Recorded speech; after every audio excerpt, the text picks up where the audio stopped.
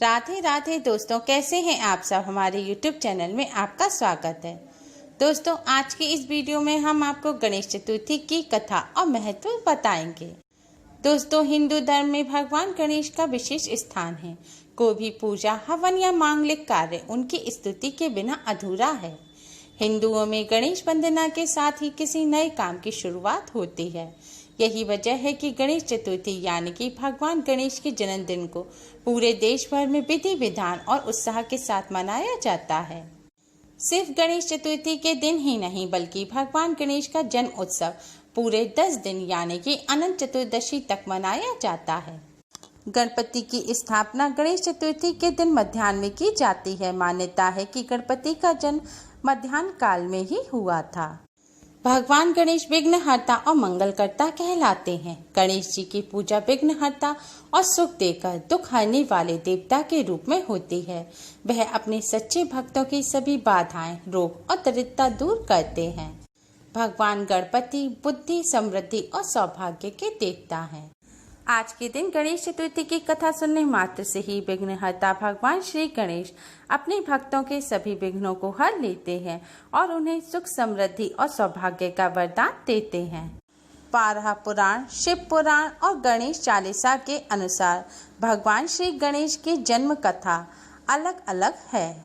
12 पुराण के मुताबिक भगवान शिव ने गणेश जी को पंच तत्वों से बनाया है। जब भगवान शिव गणेश जी को बना रहे थे तो उन्होंने विशिष्ट और अत्यंत रूपवान रूप बनाया। इसके बाद यह खबर देवताओं को मिली। देवताओं को जब गणेश जी के रूप और विशिष्टता के बारे में पता लगा तो उन्हें डर सताने लगा कि कहीं ये सबके आकर्षण का केंद्र ना बन जाए। इस डर को भगवान शिव भी भांप गए थे, जिसके बाद उन्होंने उनके पेट को बड़ा कर दिया और मुंह हाथी का लगा दिया।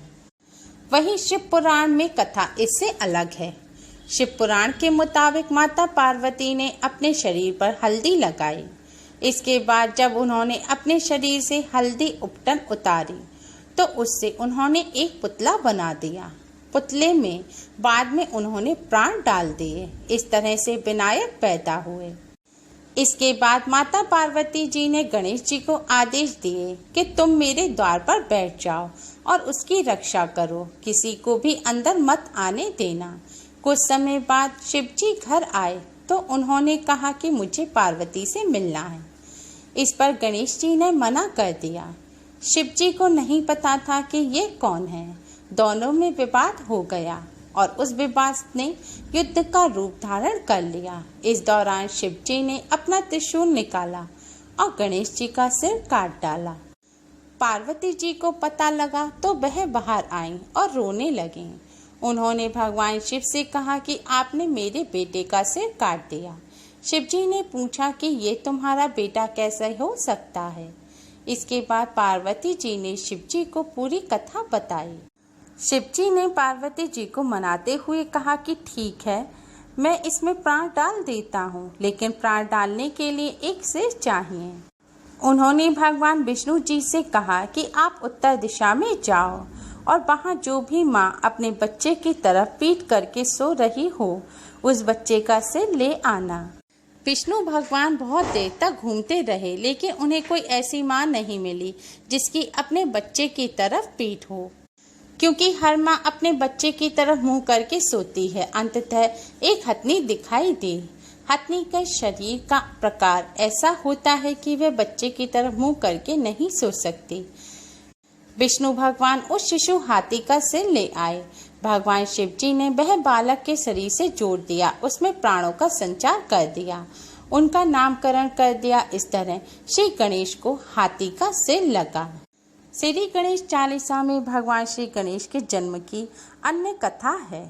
गणेश चालीसा में वर्णित है कि माता पार्वती ने पुत्र प्राप्ति के लिए कठोर तप किया। इस तप से प्रसन्न होकर स्वयं श्री गणेश ब्राह्मण का रूप धरकर पहुँचे और उन्होंने यह वरदान दिया कि माँ आपको बिना गर्भ धारण किए हुए ही दिव्य और बुद्धिमान पुत्र की प्राप्ति होगी।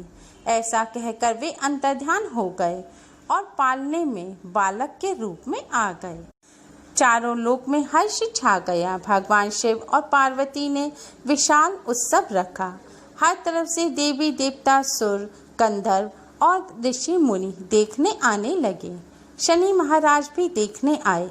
माता पार्वती ने उनसे बालक को चलकर देखने और आशीष का आग्रह किया। शनिदेव अपनी दृष्टि की वजह से बच्चे को देखने से बच रहे थे। माता पार्वती को बुरा लगा। उन्होंने शनिदेव को उल्हाना दिया कि आपको यह उत्सव नहीं भाया। बालक का आगमन भी पसंद नहीं आया। शनिदेव सकुचाकर बालक को देखने पहुंचे, लेकिन जैसे ही शनि की किंचित सी दृष्टि बालक पर पड़ी, बालक का सिर आकाश में उड़ गया। उत्सव का माहौल मातम में परिवर्तित हो गया। माता पार्वती विकल हो उठी। चारों तरफ हाहाकार मच गया। तुरंत गरुड़ जी को चारों दिशा से उत्तम से लाने को कहा गया। गरुड़ जी हाथी का सिर लेकर आए। यह सिर शिव जी ने बालक के शरीर से जोड़कर प्राण डाले। इस तरह गणेश जी का सिर हाथी का हुआ। तभी से शिव जी ने उन्हें तमाम सामर्थ और शक्तियां प्रदान करते हुए प्रथम पूज्य और गणों का देव बनाया। गणेश जी के पास हाथी का सिर, मोटा पेट और चूहा जैसा वाहन है, लेकिन इन समस्याओं के बाद भी वे विघ्न विनाशक, संकट मोचन की उपाधियों से नवाजे गए।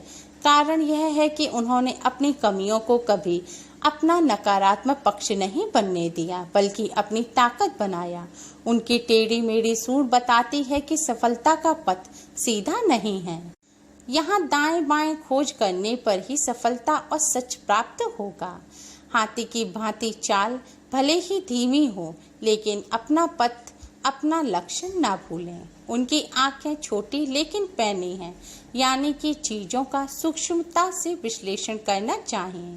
कान बड़े हैं, यानी कि एक अच्छे श्रोता का गुण हम सब में हमेशा होना चाहिए। गणपति जी अपने स्वरूप से हम सभी को यह शिक्षा देते हैं।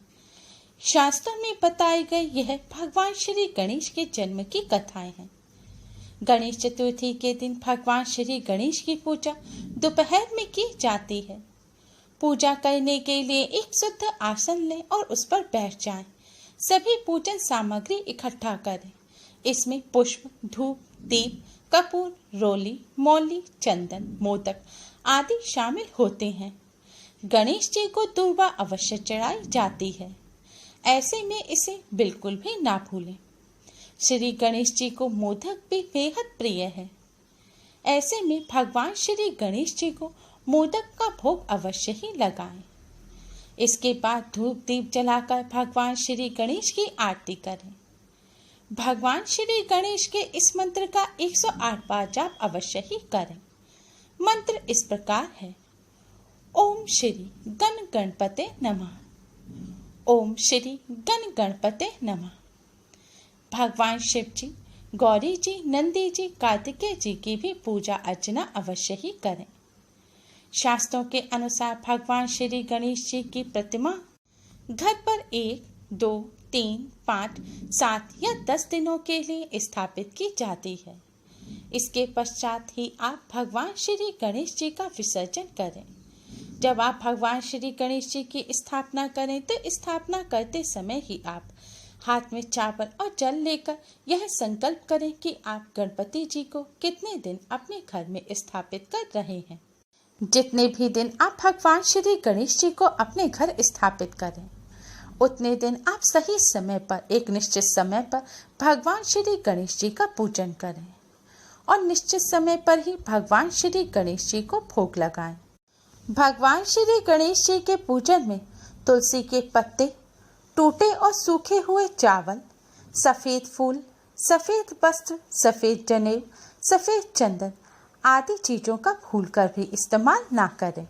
आज के दिन भगवान श्री गणेश जी के जन्म की कथा को सुनने मात्र से ही विघ्नहर्ता भगवान श्री गणेश जी की कृपा से सभी कष्टों से छुटकारा मिलता है।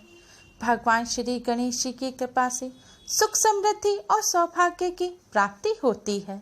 उम्मीद है आपको हमारी ये वीडियो पसंद आई होगी। प्लीज़ लाइक करें। हमारे इस वीडियो को अपने फ्रेंड्स और रिश्तेदारों में ज़्यादा से ज़्यादा शेयर करें, जिससे वह भी इसका लाभ उठा सकें। हमारी और भी वीडियोस के लिए हमारे चैनल को सब्सक्राइब करना ना भूलें। Thanks for watching. Radhe Radhe.